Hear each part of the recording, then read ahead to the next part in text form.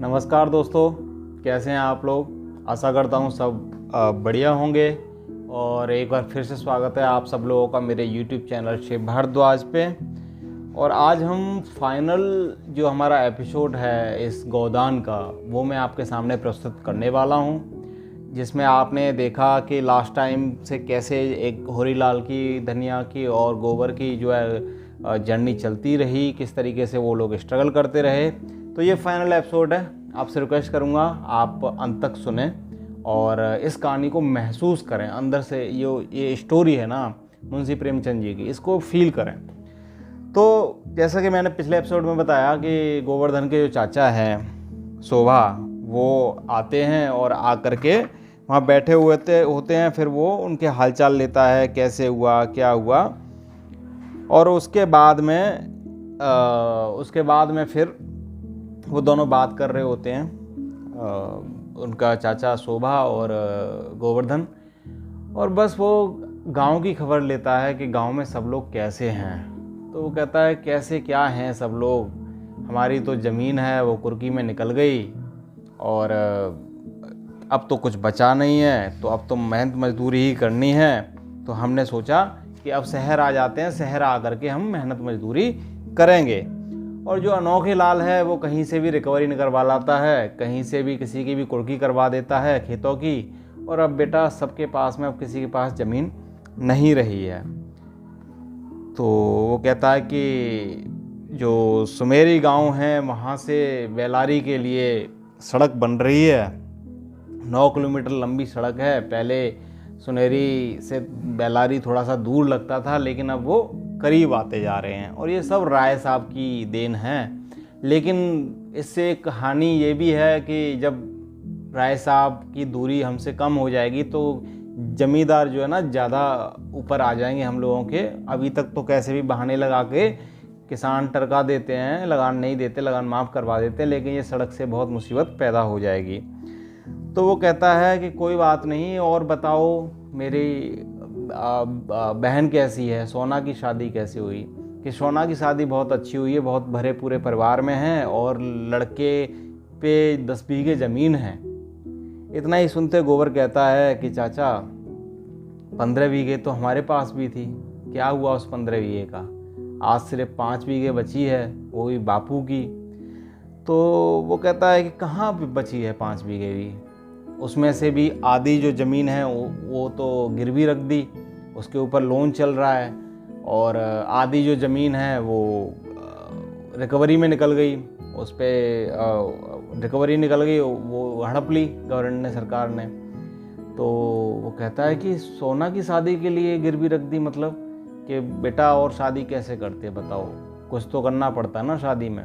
कि चाचा हम तो कुछ कर नहीं पाए, हम तो बीमार ही इतने थे कि एक पैसा हम दे नहीं पाए। कि हाँ चलो कोई बात नहीं है, मैं आपकी बात समझ सकता हूँ। इन दोनों में डिस्कशन हो ही रहा होता है। उधर देखते हैं कि जो होरीलाल है वो, उनकी तबीयत बहुत ज़्यादा बिगड़ी हुई है, फीवर आ रखा है और अब तो बुजुर्ग भी हो चले हैं। एक तो चिंता इतनी है, तो वो बैलों को सानी दे रहे हैं, सानी यानी खाना पीना दे रहे हैं। तो वो उनसे कह रहे हैं कि इस बार बिनोरी नहीं है। बिनोरी एक जो आप कपास का जो बीज होता है ना, उसको बिनोरी बोलते हैं। उससे क्या होता है, उससे ताकत बूस्ट होती है, इम्यूनिटी अच्छी होती है। तो वो कहता है कि इस बार बिनोरी नहीं है और ये तू खा ले। तो एक ही बैल होता है उनके पास में, क्यों, क्योंकि जो हीरा था वो ख़त्म हो गया, सिर्फ मोती बचा था। और मोती भी अब बूढ़ा हो चुका था, उससे वो कोई काम नहीं करवा सकते थे। अब क्या हुआ कि वो जब परेशान थे तो होरीलाल को धनिया काढ़ा बना के देती है और कहती है कि आप चले क्यों नहीं जाते पंडित जी के पास, उनसे दवा ले आओ। कि हाँ मैं जाऊंगा अभी पंडित जी के पास दवा लेने के लिए, पहले ये काढ़ा पी लूँ। फिर वो अकेले अकेले बड़बड़ाने लगते हैं। तो धनिया कहती है क्या बड़बड़ा रहे हो अकेले। ये कुछ नहीं, अपने अपने से ही बस बातें कर लेता हूँ, अपने भगवान से बातें कर लेता हूँ, क्योंकि वही एक है जो मेरी सुन लेता है, और एक ये बैल जिससे कुछ बोलूं तो सिर हिला देता है। वरना तू तो मेरी कोई बात मानती नहीं है। कि मैंने तुम्हारी क्या बात नहीं मानी बताओ। कि हमारी सोना के बेटा हुआ है, मैंने तेरे को बोला था वहाँ चली जा, माँ का जाना ज़रूरी होता है, तू गई वहाँ पे। यहाँ हम बुला नहीं सकते क्योंकि हमारे पास इतनी गरीबी है कि हम दूध नहीं पिला सकते बच्चे को। तो वो कहती है कि अरे मेरे जब 2 बेटियां हुई थी तब तुमने कौन से दूध पिला दिया था, तब तुमने कौन सी गाय बंधवा दी थी। खैर छोड़ो, कोई बात नहीं है।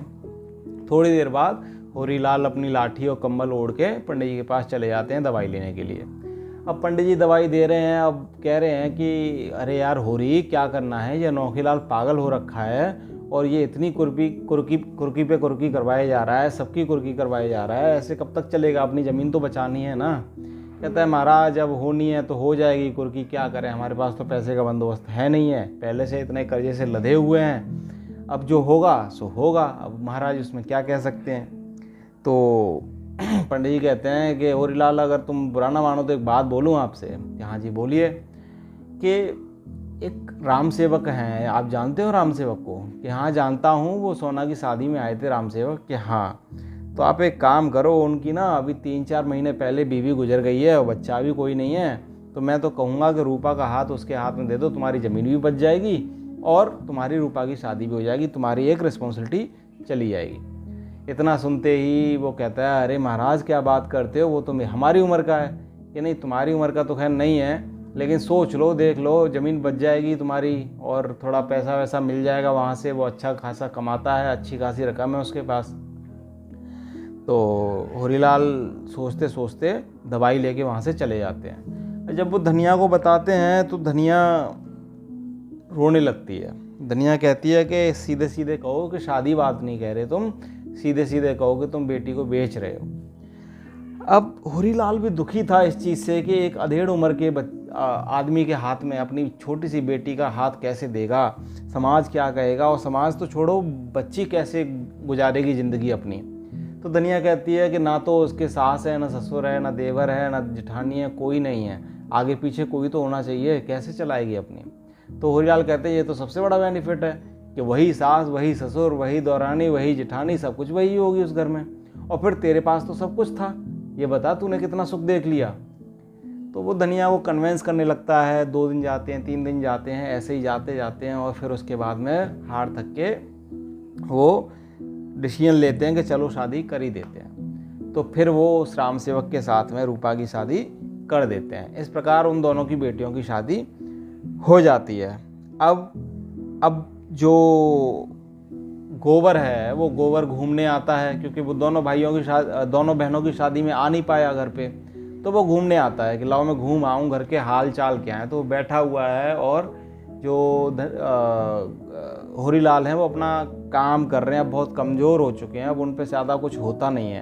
तो वो कह रहा है कि बापू कैसे होगा, क्या होगा, और कितना कर्जा बचा है, आप कहो तो मैं किस्त बंधवा दूँ आपकी। तो कहता है कि नहीं बेटा अब तू रहने दे, तू कुछ मत कर, और तूने बहुत कर दिया, तेरा भी तो अपना है ना गुजारा, तेरे को भी चलाना है, तेरा ये दूसरा बेटा है, पहला वाला तो ख़त्म हो गया, इसको थोड़ा सा पढ़ा लिखा, और हो सकता है तो बेटा मेरी बात माने तो एक गाय ज़रूर लेना और उसको दूध पिलाना, ये मेरे सपने का एक सपना रहा है, गाय के 4 द्वारे पे एक गाय होनी चाहिए। अब ये चीज़ देख करके गोवर्धन रोने लगता है कि देखो मेरे बापू कितने गुजर गए, और वो कहता है कि बापू आप भी शहर में क्यों नहीं चलते, क्यों, क्योंकि यहाँ पे कोई पढ़ा लिखा तो है नहीं, कोई कुछ भी कहता है ज़बरदस्ती साइन करवा लेता है, ज़मीनें ऐसी ले लेते हैं, यहाँ इज्जत नहीं मिलती। शहर में कम से कम ये है कि मेहनत मजदूरी ज़्यादा है, लेकिन कम से कम वहाँ पे 2 वक्त की रोटी तो मिल जाती है, यहाँ पे तो वो भी नहीं है। यहाँ तो मैं देखता हूँ कि फसलें भरी पड़ी हैं खेतों में, लेकिन किसी भी किसान के चेहरे पे कोई भी खुशी नहीं है। क्यों? क्योंकि सारी जो फसल घर में आने से पहले ही साहूकार ले जाते हैं, उससे पहले ज़मींदार ले जाते हैं। तो वो कहता है बेटा कोई बात नहीं, अब जो है सो यही है, यहीं जिएंगे, यहीं मरेंगे। अब गोवर्धन ने इतनी बात कह करके चला जाता है। अब धनिया और होरीलाल बैठे हैं, बातें कर रहे हैं। अब बातें कर रहे हैं तो देखते हैं कि द्वार पे एक गेट पे उनके एक महात्मा खड़ा हुआ है। वो कहते हैं ये महात्मा कौन है? वो जब पास जाते हैं तो देखते हैं कि वो महात्मा नहीं, वो हीरा था। हीरा वही हीरा जो होरी का दूसरे नंबर का भाई था, जो कि गाय को जहर दे के भाग गया था। तो वो देखते ही एकदम से होरीलाल के गले पड़ जाता है और पैर पकड़ने लगता है, रोने लगता है, और साथ में होरीलाल भी रोने लगते हैं कि भाई तू कहाँ था, क्या था, कैसे था। वो आपस में एक दूसरे को प्यार करने लगते हैं। इतनी देर में धनिया को पता चलता है, धनिया आती है तो वो हीरा धनिया के भी पैर पकड़ के रोने लगता है कि माई मैंने तेरी गाय मार दी। अब धनिया सोचती है मन में अब जो हो गया सो हो गया। अब वो उसको चुप करने में लगी जाती है कि बेटा चुप हो जाओ, चुप हो जाओ। और फिर वो उसे चारपाई पे बिठाती है और उसके लिए गिलास लेके आती है पानी का, पानी पिलाती है, उसे चुप कराती है। उसके बाद में फिर वो पूछते हैं कि बेटा तू कहाँ गया था। कि अरे भैया क्या बताऊँ, मैंने कई तीर्थ कर लिए, मैं 3 साल पागन खाने में भी रहा, लेकिन गाय का मरने का जो मेरे सिर से जो पाप था वो मिट नहीं पाया। तो होरीलाल रोने लगते हैं और कहने लगते हैं कि अब तू आ गया है ना, तू घर गया कि नहीं गया। कि अरे भैया कैसे जाता, मेरी जो है पैर नहीं पड़ रहे घर जाने के, मैं तो बाहर इंतजार कर रहा था रात होने का कि रात जैसी होगी मैं वैसे ही तुम्हारे पास आऊँगा, लेकिन मेरी हिम्मत नहीं हुई इसलिए मैं अब आया हूँ। तो वो कहता चल अब कोई बात नहीं है, अब रूपा भी अपनी शादी हो गई और सोना की भी शादी हो गई, तुम्हारे पास भी एक लड़की है, अब तुम उसकी सयानी हो गई है, शादी वादी करो। तो कहता है कि भैया ज़मीन तो अब रही कहाँ है, अब तो हम सड़क कुटाई का काम करते हैं, सड़क पड़ रही है, उसमें मेहनत मजदूरी मिल जाती है, उससे गुजारा चलता है। तो कहता है अरे नहीं आप सड़क क्यों कूटोगे, हमारी ज़मीन है ना, हम उसमें करेंगे खाएंगे। तो होरीलाल हंसने लगते हैं, कहते हैं कोई बात नहीं बेटा, तुम अपनी बेटी की शादी करो, तुम खुश रहो, कोई बात नहीं है। उधर आगे चल के फिर जो होरीलाल हैं वो सड़क में मजदूरी करने गए हुए हैं, और मजदूरी जब कर रहे हैं वो, तो सड़क जब कूट रहे हैं तो वो देखते हैं वो ऐसे सिर पे जो है ना गिट्टी ले लेके डाल रहे हैं, पत्थर ले लेके डाल रहे हैं। तो वो देखते हैं कि राय साहब आ रहे हैं दूर से, तो वो अपने आप को छिपाने लगते हैं, क्योंकि उन्होंने राय साहब के यहाँ जाना बंद कर दिया था, क्योंकि एक शर्म थी उनको, क्योंकि वो काम नहीं कर पा रहे थे या उनके ऊपर इतना कर्जा था, तो उन्हें शर्म थी, वो जा नहीं पा रहे थे। तो राय साहब से मुंह छिपाने के लिए वो एक तरफ हो जाते हैं। इतनी देर में राय साहब निकल जाते हैं, वो होरीलाल को देख नहीं पाते। और फिर थोड़ी देर काम करने के बाद में धूप की वजह से उनको चक्कर आने लगते हैं और वो बेहोश होके गिर जाते हैं। जो साथ के मजदूर होते हैं वो उनको उठा के ले जाते हैं चारपाई पे, और धनिया चीखते हुए चिल्लाते हुए वो अंदर से आती है कि भैया क्या हुआ क्या हुआ, कि बेहोश हो गए थे।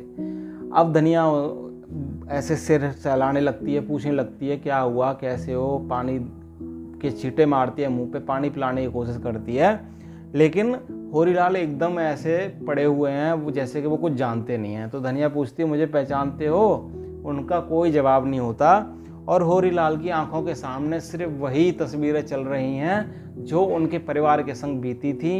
वो खुशी के पल जो उनकी लड़कियों के साथ में, उनकी बेटियों के साथ में, उनके लड़के के साथ में जो बीते थे, वो खुशी जो गाय लेने की खुशी थी, वो खुशी जब सोना की शादी हुई थी, और वो खुशी जब गोबर के बेटा हुआ था और गोबर ने सारा कर्जा चुकाया था, वो सारी एक खुशियों की लहर 1 मिनट के लिए पूरी लाइफ उनकी जो है रिकॉल हो रही है। वो कहते हैं, धनिया कहती है किसी से कि जाओ बुला के लाओ, वैद्य जी को बुला के लाओ, पंडित जी को बुला के लाओ। जब पंडित जी वहाँ आते हैं, वो नब्ज देखते हैं, तो वो कहते हैं धनिया नब्ज तो टूट रही है, सांस तो छूट रही है, अब क्या किया जाए। तो धनिया बड़ा दुखी होती है, दुखी होगी क्योंकि उनका लाइफ पार्टनर इस कंडीशन में पड़ा हुआ है। तो पंडित जी कहते हैं कि एक काम करो, अब लगे हाथ इनका ना गाय दान करवा दो, गौदान करवा दो, तो ये है कि ये सीधे बैकुंठ में पहुंचेंगे।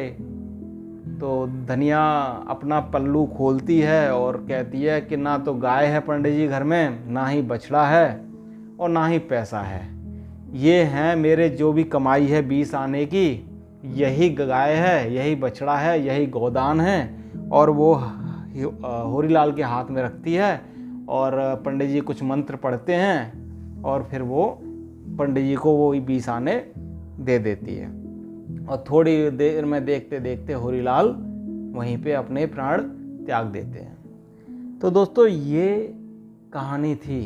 अब आप कनेक्ट करके देखिए इसको, क्योंकि ये मेरे दिल को बहुत छू गई थी। इवन मैं जब इस कहानी को पढ़ रहा था, ये फाइनल एपिसोड ज़रूर है, लेकिन जब मैं इसे पढ़ रहा था मेरा गला भर आया था, क्योंकि मैं इतना ज़्यादा घुस गया था इसमें कि इसकी एंडिंग पे मेरे को बहुत रोना आ रहा था। और कहीं ना कहीं ये हम सब की लाइफ में होता है। जो मिडिल क्लास फैमिली के लोग हैं, जो भारत के लोग हैं, मिडिल क्लास के लोग हैं, उनके साथ में ये प्रॉब्लम होती है। जो गांव में रह रहे हैं वो अपने बच्चों को शहर पढ़ने भेज देते हैं, वो वहीं कमाने लगता है, वो प्रोग्राम फंक्शन में भी नहीं जा पाता। जैसे गोवर्धन नहीं जा पाया अपनी बहनों की शादी में, अपने खर्चे नहीं चला पाते। मैं अपना कर रहा हूँ, मेरे पास पैसा नहीं है, कोई बीमार पड़ गया, कोई कुछ हो गया, हम ऐसे ही करते रहते हैं अपने माँ बाप के साथ में, और माँ बाप को हम 1 मिनट का भी टाइम नहीं देते हैं। इस कहानी के माध्यम से मैं आप लोगों से ये भी कहना चाहूँगा कि जब भी आप लोगों को टाइम मिले अपने पेरेंट्स के साथ में टाइम ज़रूर बिताइए। क्योंकि जब आप इस दुनिया से जाओगे ना तो कुछ भी आपके नज़र में नहीं आएगा, सिर्फ वही लाइफ रिकॉल करेगी होरीलाल की तरह जो आपने अपने लोगों के साथ में खुशी जाहिर की थी। आप कितने भी पब चले जाओ, कितने भी डेस्टिनेशन पे चले जाओ, आप कितने भी आइस में घूम लो, पहाड़ियों में घूम लो, समुद्र में घूम लो, वो चीज़ काम नहीं आने वाली जो आपके अपने घर में आनंद आएगा, जो आपके घर में अपने परिवार वालों के साथ में आनंद आएगा। तो मैं आपसे यही रिक्वेस्ट करूँगा कि आप भी अपने घर वालों के साथ टाइम स्पेंड करना स्टार्ट करिए। और उम्मीद करता हूँ आपको ये कहानी पसंद आएगी। ये कहानी मेरी तो नहीं है, ये बहुत बड़े जो हमारे लिटरेचर के लेखक जो रहे हैं मुंशी प्रेमचंद जी, ये उनकी कहानी है। बस मेरे बोल थे, मैंने वो पढ़ी, मुझे लगा कि आप लोगों को तो पहुँचानी चाहिए। काफ़ी अच्छी कहानी है। शायद आप में से बहुत सारे लोगों ने पिछले एपिसोड में नहीं देखे होंगे, तो मैं आपसे यही रिक्वेस्ट करूंगा कि आप पिछले एपिसोड भी देखिए। मैं उसकी जो भी लिंक होगा वो नीचे डिस्क्रिप्शन में डाल दूंगा, जिससे कि आप उसको इजीली फाइंड आउट कर सकते हो। और मुझे कमेंट करके और बताइए कि आपको अगली स्टोरी या अगली बुक कौन सी ऐसी जाननी है मेरे से जो मैं आप लोगों के लिए लेके आ सकता हूँ, सो दैट कि मैं उस बुक को पढ़ूँ, लेके आऊँ। तब तक के लिए नमस्कार। बाकी का मैं अभी फ़िलहाल एक बुक पढ़ रहा हूँ जिसका नाम है सूफीज़ वर्ल्ड। मैं उसकी भी वीडियोस बहुत जल्दी आप तक लेके आऊँगा, और वो बहुत बड़ी है तो मैं उसका सोच रहा हूँ कि मैं थोड़े थोड़े पार्ट में उसको लेके आऊँगा। लेकिन लंबी सीरीज चलने वाली है, ये 6 एपिसोड में ख़त्म होगी, लेकिन शायद वो इतनी जल्दी ख़त्म नहीं होगी। तो दोस्तों, आशा करता हूँ आप लोगों को अच्छा लगा होगा। तब तक के लिए नमस्कार, जय हिंद।